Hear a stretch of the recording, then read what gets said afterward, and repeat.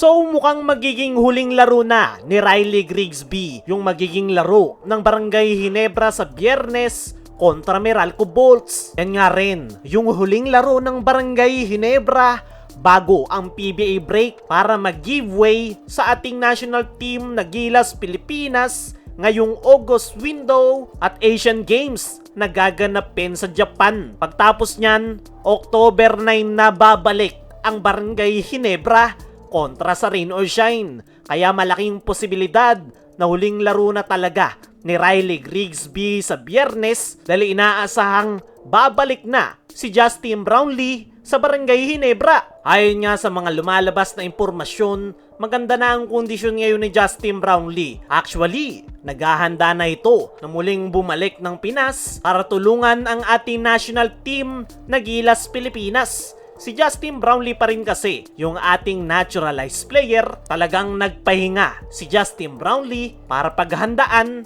yung kanyang magiging Gilas stint. At after ng Gilas, rerekta na si Brownlee pabalik sa Barangay Ginebra para tulungan ang kanyang kupunan na makabawi ngayong conference. At kung mangyayari nga yan, magandang balita yan para sa mga Barangay Ginebra fans. Alam naman natin kung ano yung mga kayang gawin ni Brownlee. Sa loob ng 10 taon, naging malaking bahagi na siya ng sistema ng Ginebra. At dahil 10 taon na niyang kilala ang sistema at mga kasama niya sa Ginebra, hindi na kailangan ng mahabang adjustment ng pagbabalik ni Justin Brownlee. Mas importante, iba ang flow ng opensa ng Ginebra kapag si Brownlee ang kanilang import. Hindi lang siya scorer, kaya niyang gumawa para sa kanyang mga teammates dahil unselfish player nga si JB. At higit sa lahat, siya yung klase ng import na pwedeng sandalan kapag nangangailangan na sila ng puntos. At yan nga, yung kulang sa Barangay Ginebra na itong mga nakalipas nilang laro. Kaya kung sakaling huling laro na talaga ni Grigsby para sa Barangay Ginebra this upcoming Friday, ay sana lang ay makapagpakita siya ng magandang performance para siya yung kunin ng Ginebra once na tuluyan ng magretiro si Justin Brownlee. Nakakalungkot man na last game na ni Riley Grigsby sa Ginebra, pero ganyan talaga ang basketball. Pero panigurado, mayroong plano sa kanya si Coach Tim Cone.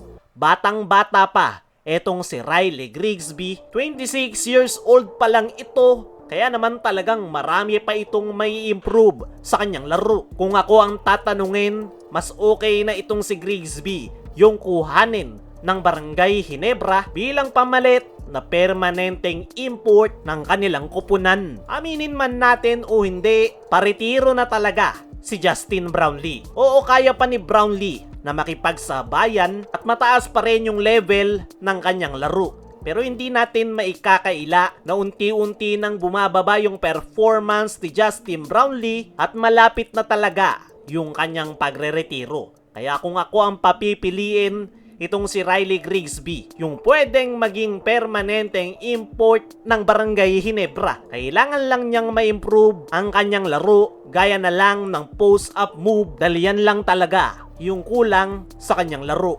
Gaya nga ng sabi natin kanina, bata pa itong si Riley Grigsby at marami pa talaga siyang pwedeng ma-improve sa kanyang laro. At naniniwala ako na siya pa rin talaga yung tatawagin ni Coach Tim Cone once na mangailangan ulit sila ng import dahil mayroon na itong background sa triangle at talagang kursunada ni Coach Tim ang kanyang laro. Pero sa ngayon, kailangan muna niyang mag-giveaway sa resident import ng Barangay Ginebra na si Justin Brownlee. Dahil si Brownlee talaga yung original na import ng Ginebra, tinamaan lang ito ng injury. Kaya si Grigsby muna yung naglaro as an import. At mukhang alam rin ni Riley Grigsby na isa lang siyang replacement import at anytime soon, ibabalik si Brownlee sa Barangay Ginebra. Pagdating naman kay Justin Brownlee, ay expected na immediate impact yung kanyang magagawa sa kanyang pagbabalik sa Barangay Ginebra. Dahil gaya ng sabi natin kanina, kabisado niya na ang Ginebra,